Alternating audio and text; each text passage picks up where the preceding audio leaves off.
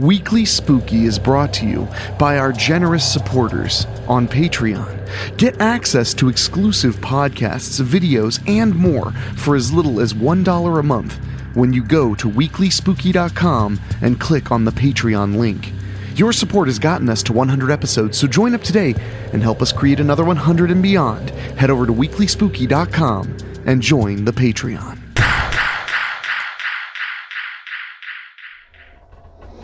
What's that? You want to be scared? Come with me.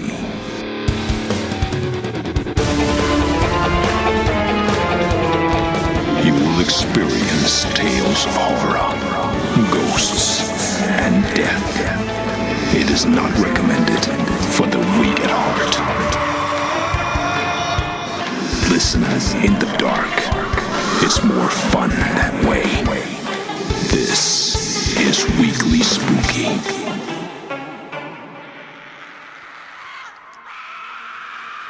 Hello, my friends.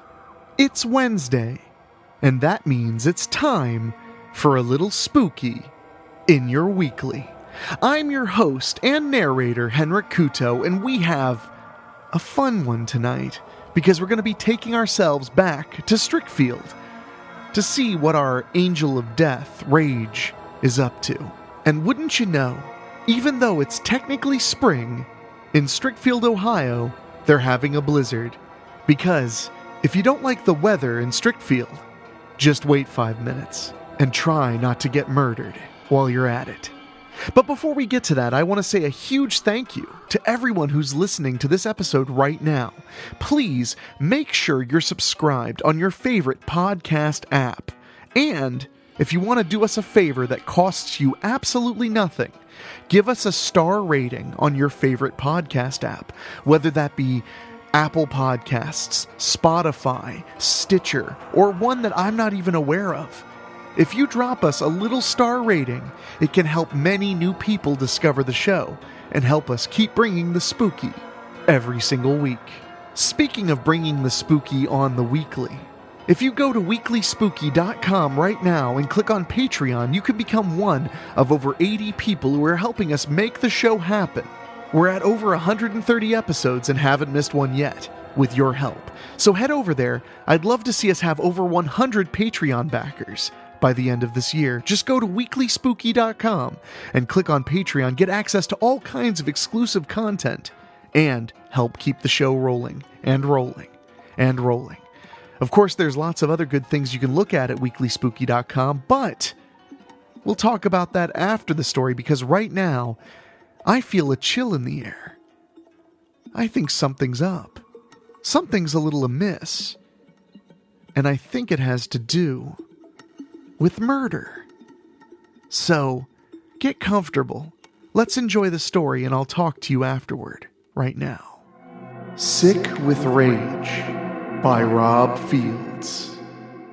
I came into my dorm room after returning from Denoyer's Grill.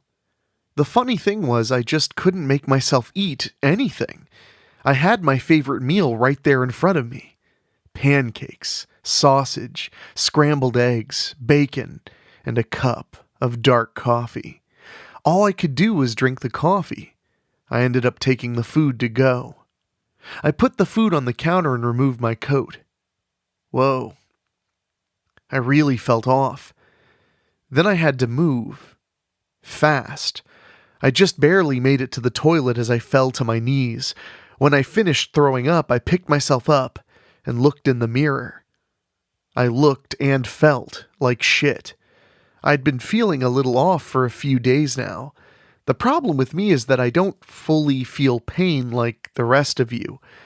I must have been sick for a while and wasn't feeling it until now. After I took my temperature and came up with 102.3, I assessed my other symptoms. Sniffles, headache, dizziness, loss of appetite, fever, body aches, chills, vomiting. I think I caught that flu that was going around Strickfield. On top of that, it was in the middle of a blizzard. I decided to just stay in my dorm until I felt better. Another problem was that I was feeling my bloodlust nagging away. I guess it didn't care whether I was sick or not. I'd have to pick up a fresh kill as soon as I was better. For those of you who don't know me, I'm Reagan Devereaux. Most everybody calls me Rage.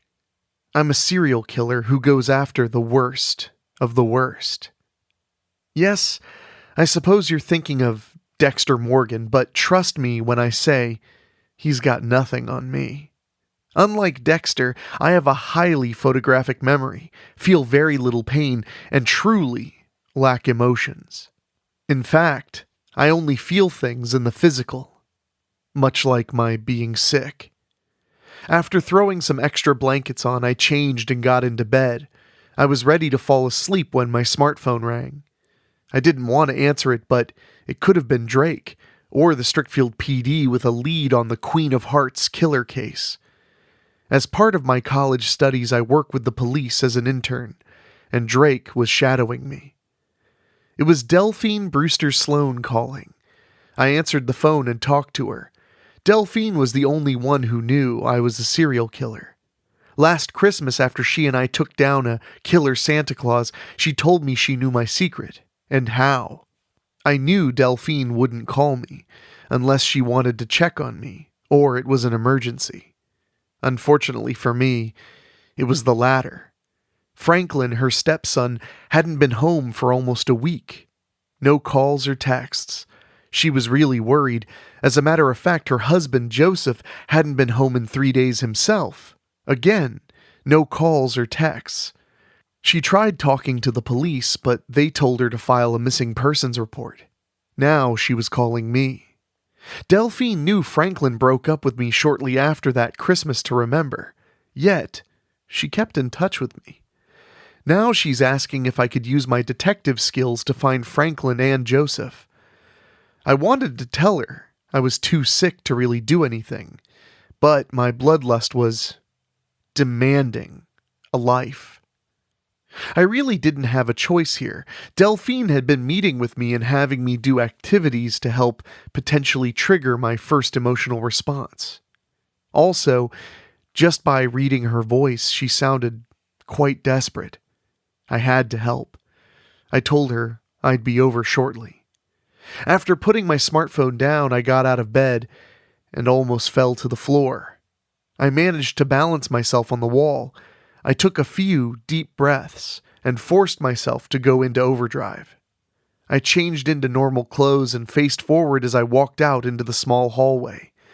I grabbed a soda out of the refrigerator and dug my food out of the Denoyer's Grill bag. I left my dorm and walked out into the blizzard. The wind was really blowing and snow was just going anywhere and everywhere. I forced myself to eat my pancakes with the eggs, sausage, and bacon tucked in between. To be honest, the soft drink went down easier than the food. I stopped off to throw the empty can away. After I did, I took a few steps, dropped to my knees, and threw up again. So much for trying to put food in my stomach. After I wiped my mouth, I got up and forced myself to keep moving. I really felt like shit now and was shaking all over.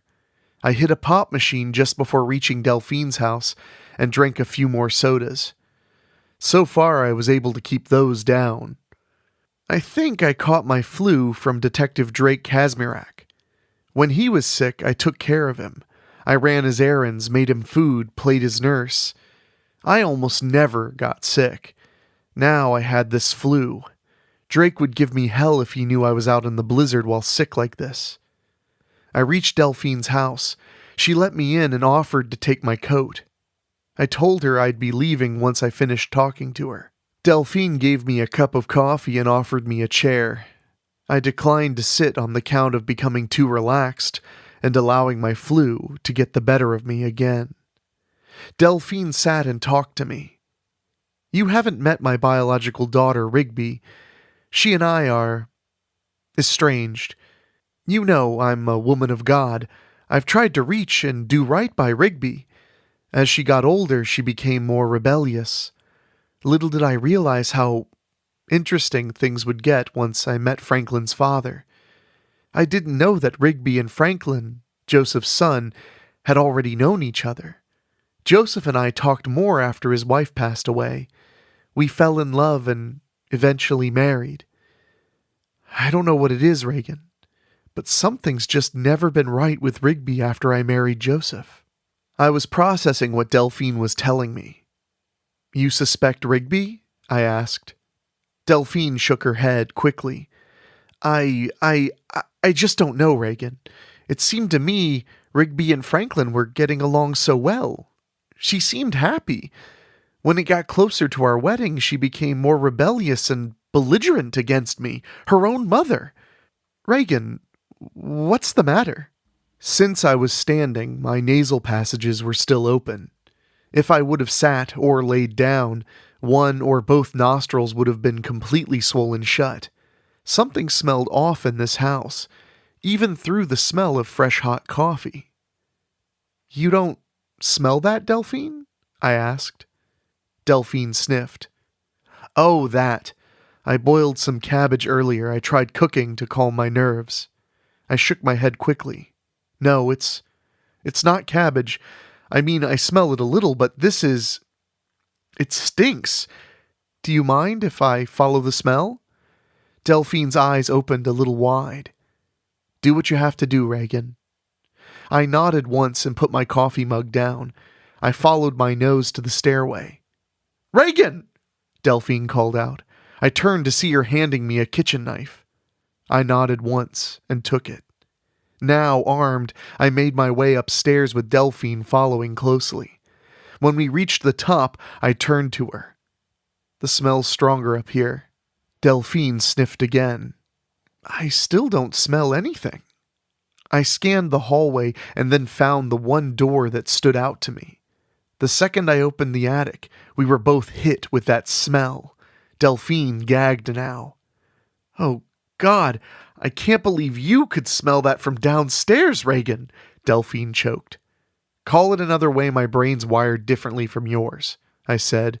Stay down here. I'm going up. No, I want to see what you find, she insisted. I considered her for a moment.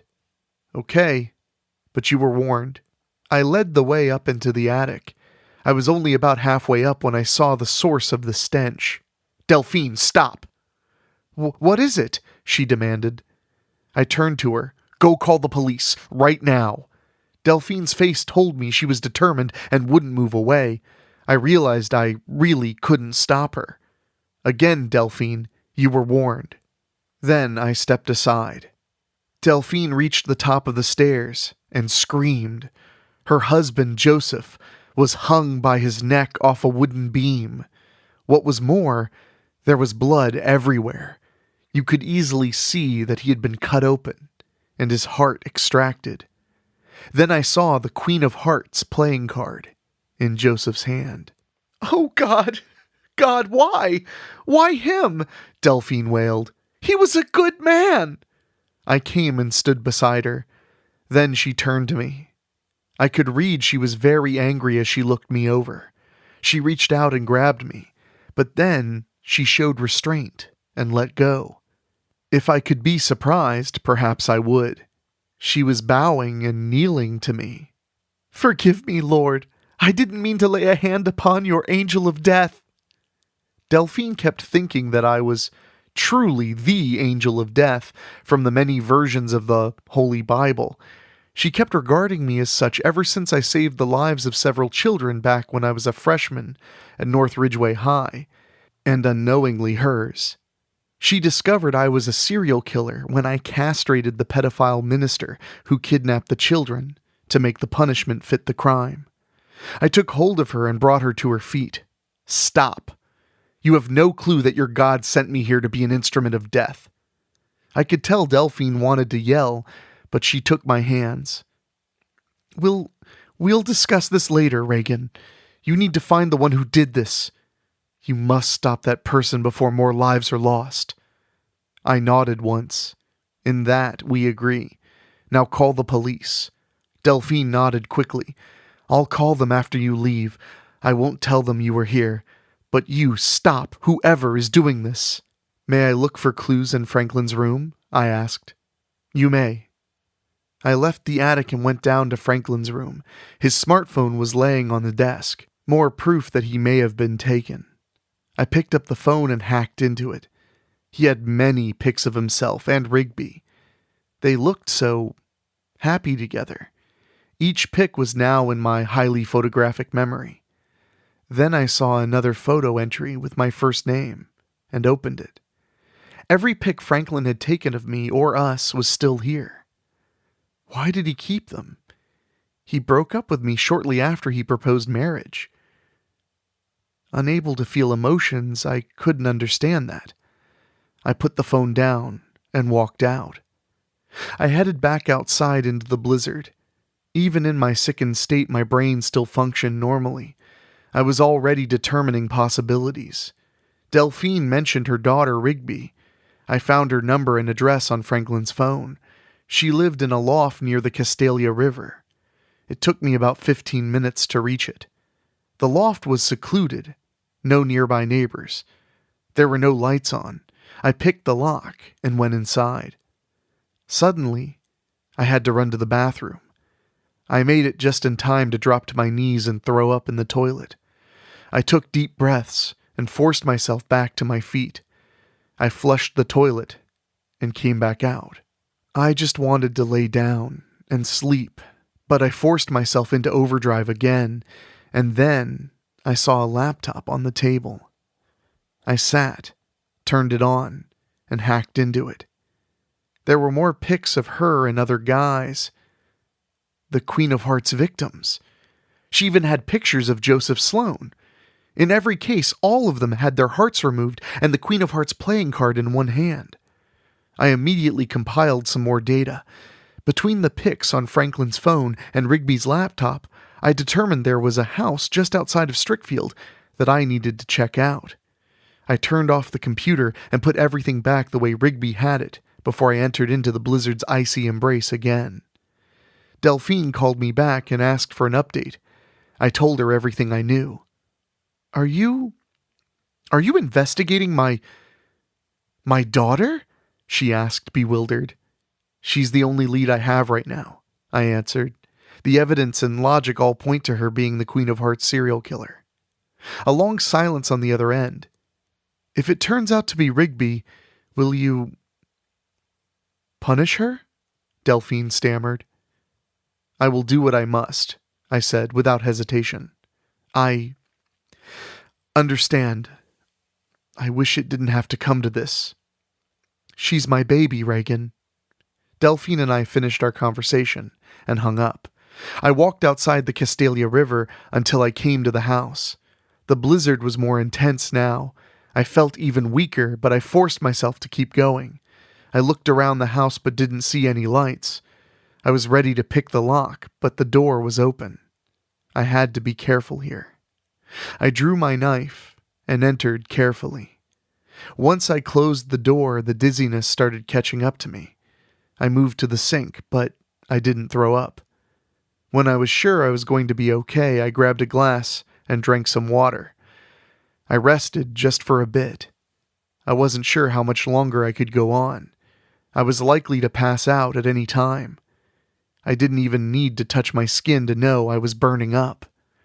I just wanted to fall to the floor. One more time, I forced myself into overdrive. I couldn't quit now. Delphine was counting on me to find Franklin. I know you're probably asking, why?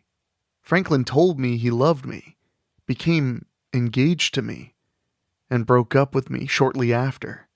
Shouldn't I be mad as hell about that? I suppose if it were in me, then probably. But remember, I'm truly emotionless. I can't stress that enough. I truly do not feel anything regarding love or fear. I can only feel things in the physical. When Franklin broke up with me, all I could do was seek out another mate. You'd probably be surprised at how much different you'd feel if you didn't have emotion. Actually, no, you wouldn't. But I could feel my sickness, which was in the physical. I forced myself to keep moving and made my way through the house. I came to a basement door and carefully headed downstairs. I pulled out my pocket flashlight and looked around. I soon found jars with human hearts inside. 8 total. I read the labels that displayed the names and dates. The last name was Joseph Sloan. The date was 3 days ago. Rigby Brewster was definitely the Queen of Hearts. After finding nothing else of significant value, I returned to the stairway and headed back up. I clicked off the flashlight and searched until I was heading up more stairs. As I reached the top, I heard some groaning. It didn't take long to find the source, in the first room on the right. When I entered the room, the person tied up to the bed looked my way and made a muffled scream. I turned on my flashlight and saw it was Franklin. I knew I had to destroy Rigby now. The fact that she was Delphine's biological daughter did not excuse her from my judgment. I sat down next to Franklin. "I'll take your gag off, but you have to be quiet," I whispered. Franklin nodded. Then I removed the gag and untied him. "I'm going to get you out of here, Franklin," I said. "Rage? What are you... How did you..." he stammered. "Later. We have to go." Once my former mate was safe, I would return and claim Rigby. But just as I got off the bed, I became too dizzy and dropped to the floor. I was too sick to move, and I passed out. I woke up sitting. I wasn't sure how long I was unconscious, but I could feel my hands were tied behind my back. I still felt like shit, but at least I was rested a little to where I could be awake for the moment. We were in a room with only a single door, black walls, and no windows. Franklin was tied to a slab and was stripped down to his boxers. And then, Rigby Brewster herself came in. She had straight dark hair that went halfway down her back, very pale skin, and dark eyes. She was wearing only dark clothes and had dark fingernails. "You must be Reagan," Rigby said in a soft yet elegant voice. "Franklin just can't stop talking about you. Now, can you stay awake? Because, to be honest, you really don't look so good." "Why did you kidnap me like this, Rigby?" Franklin demanded. "Why are you doing this?" "That's not all she did, Franklin," I told him. "Rigby, why don't you tell him about all the hearts you have stored in the basement? Or should I call you the Queen of Hearts?" Rigby looked at me and laughed a little. "Oh, you weren't supposed to find those," she sighed. "Now that you know my secret, I suppose I can tell you everything before I add your heart to the collection." Franklin looked both frightened and surprised at the same time. "Rigby? What?" Rigby caressed the side of his face. "Oh, honey, when you and I fell in love, it was supposed to be forever, especially when we started having sex. I mean, you don't just steal a girl's heart, then completely rock her world the way you did. You even said you would stay with me forever. But then," her face goes from soft to pissed off in a hurry, "my fucking mom just had to meet your fucking dad. Mom knew I was seeing you, but she and Joseph just had to fall in love. They just had to get married, ruining any chance for us to continue our love. I mean, step-siblings aren't supposed to get married or see each other, right?" "Rigby," Franklin tried to protest. "You broke up with me, Franklin," Rigby stated. 2 months before Mom married your dad, you broke up with me. You just don't do that to the one you love." Then she screamed, "You broke my heart!" "But how are we supposed to continue with Dad and Delphine married and living together?" Franklin protested. "We could have carried on in secret," Rigby answered. "I begged and pleaded with you, but you just wouldn't give us that chance." She pointed to me. "Now you ended up falling for this other bitch. You turned away from me and eventually found Reagan. You gave your heart to Reagan.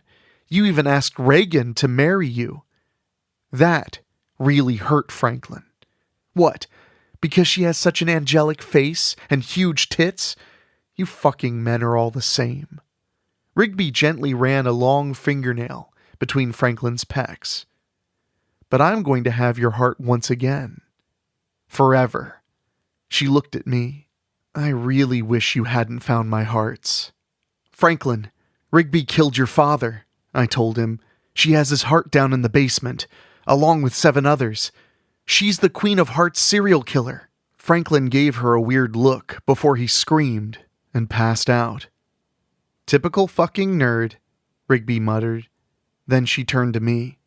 So, you killed those others, including Franklin's dad, because of what happened between him and Delphine? You're insane, I said. Have you ever been in love, Reagan? Rigby demanded. Yes, I suppose you have. You were ready to marry Franklin until I made him break up with you.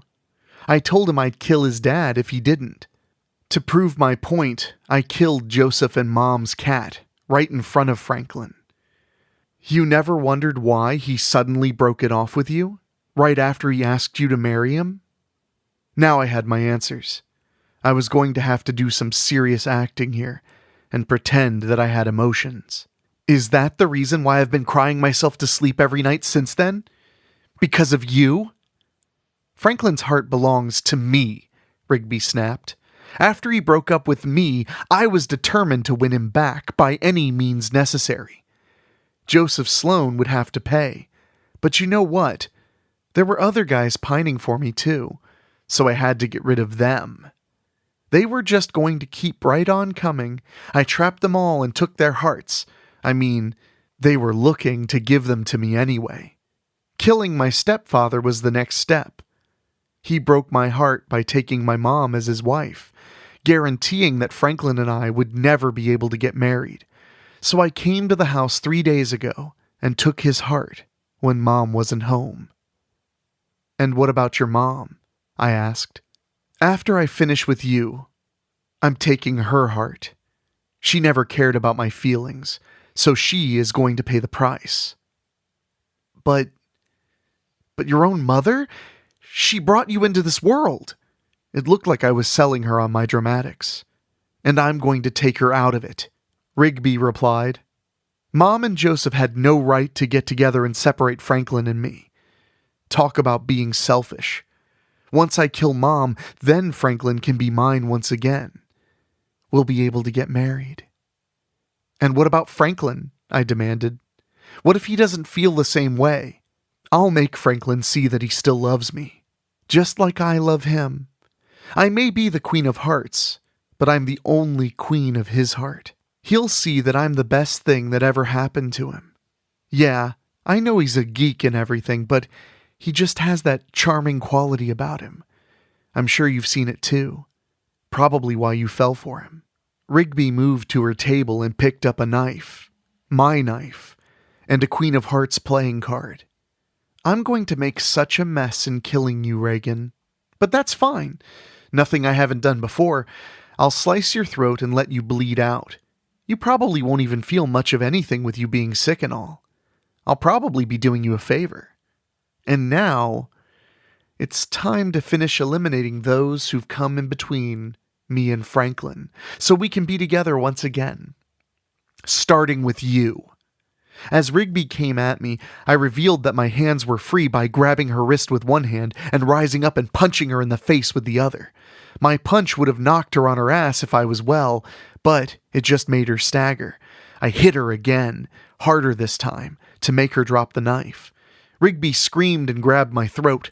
My fever and fatigue were really working against me. I had to force myself into overdrive one more time.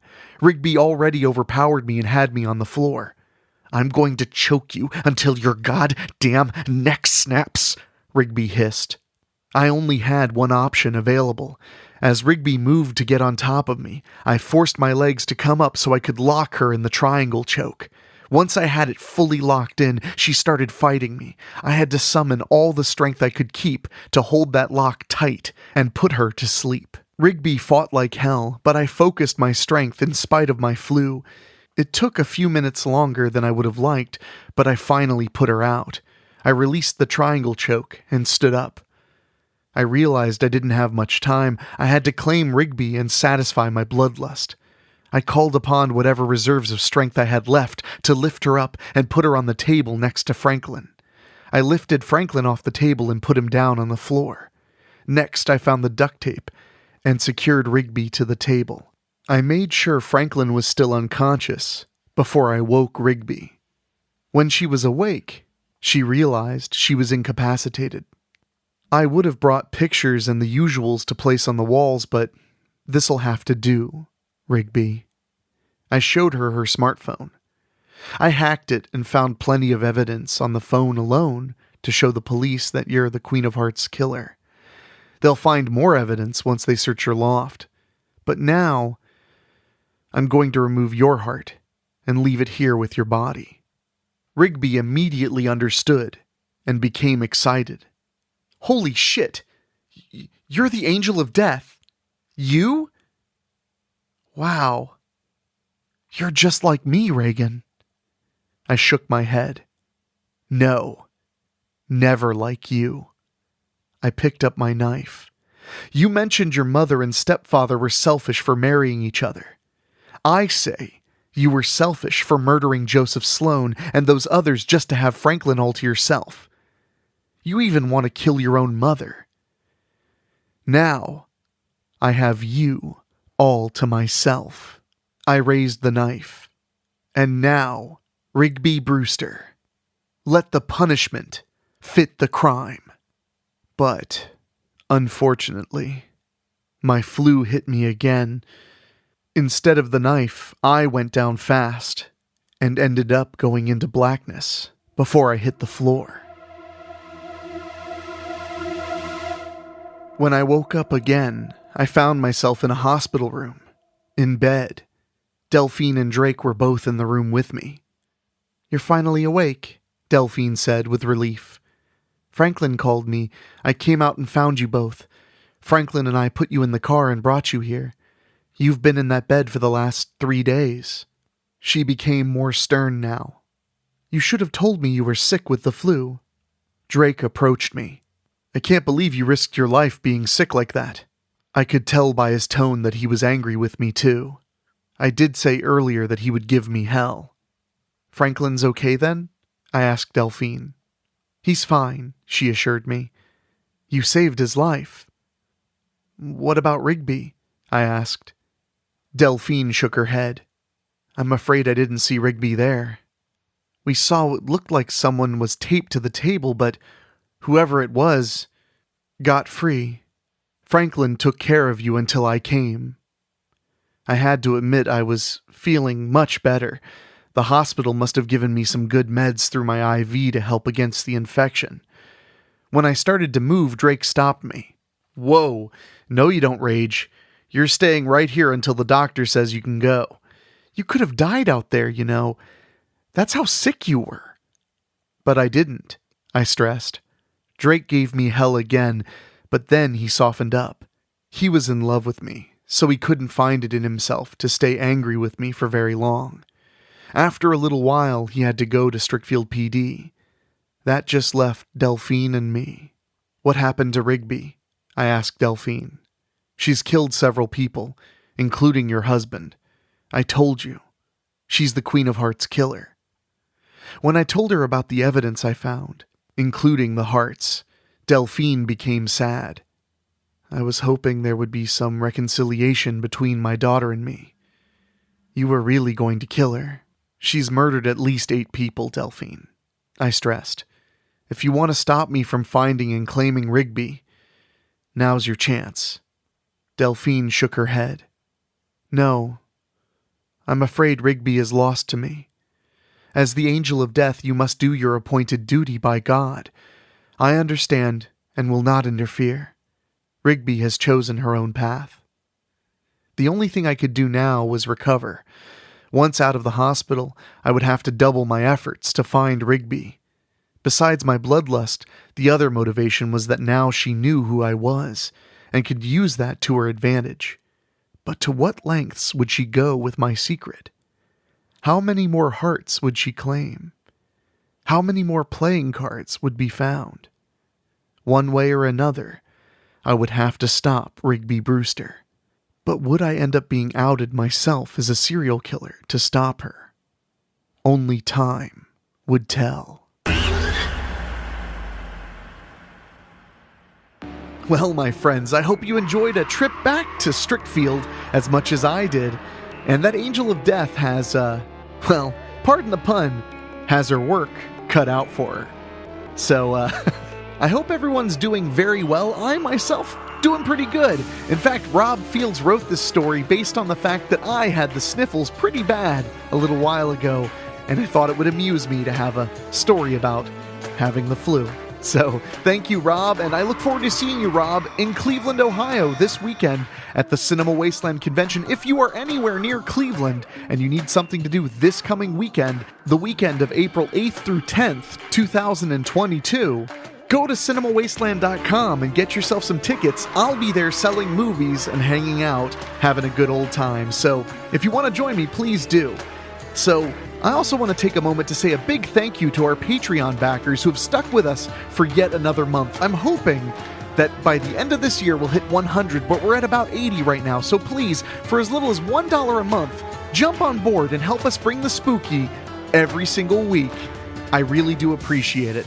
Speaking of which, I want to say an extra special thank you to our Patreon podcast boosters, folks who pay just a little bit extra every month to hear their names through my velvety voice on the show.